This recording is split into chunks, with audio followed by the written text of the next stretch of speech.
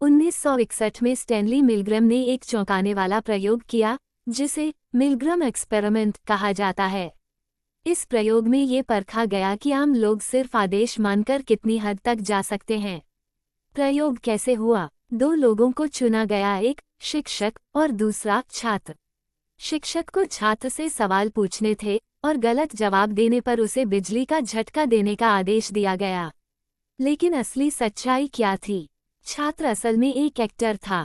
उसे सच में कोई झटका नहीं लग रहा था, लेकिन वह दर्द में चीखने चिल्लाने का नाटक कर रहा था। जैसे जैसे झटके की तीव्रता बढ़ती गई, एक्टर जोर जोर से चिल्लाने लगा, मुझे जाने दो, मेरा दिल बहुत तेज धड़क रहा है। असल में मशीन से कोई कर्ज जा ही नहीं रहा था, लेकिन शिक्षक को यही लगता रहा कि वह सच में किसी को झटका दे रहा है। इस प्रयोग ने क्या साबित किया? इंसान जब किसी बड़ी सत्ता अथॉरिटी के आदेशों के अधीन होता है, तो वह सही गलत की सोच बंद कर देता है। इस प्रयोग का असली मकसद यही देखना था कि लोग सिर्फ किसी अथॉरिटी के कहने पर कितनी बेरहमी तक जा सकते हैं।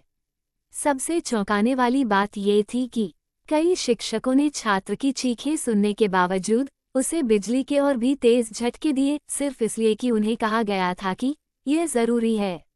असली परीक्षा किसकी थी? फोकस छात्र पर नहीं, बल्कि शिक्षक पर था। शिक्षक को नहीं पता था कि छात्र एक्टिंग कर रहा है। असली परीक्षा ये थी कि जब शिक्षक छात्र की चीखें सुनेगा, तब भी वह झटके देना जारी रखेगा या नहीं। नतीजे: 65% शिक्षकों ने 450 वोल्ट तक झटके देने जारी रखे, भले ही छात्र जो एक्टर था मरने की भीख मांग रहा था। कुछ शिक्षकों के हाथ कांपने लगे, पसीना आ गया, वे रोने लगे, लेकिन फिर भी आदेश मानते रहे। असली दुनिया में इसका क्या मतलब निकला? ये प्रयोग साबित करता है कि इंसान आसानी से कंट्रोल किया जा सकता है। अगर सही माहौल दिया जाए तो आम लोग भी भयानक चीजें कर सकते हैं।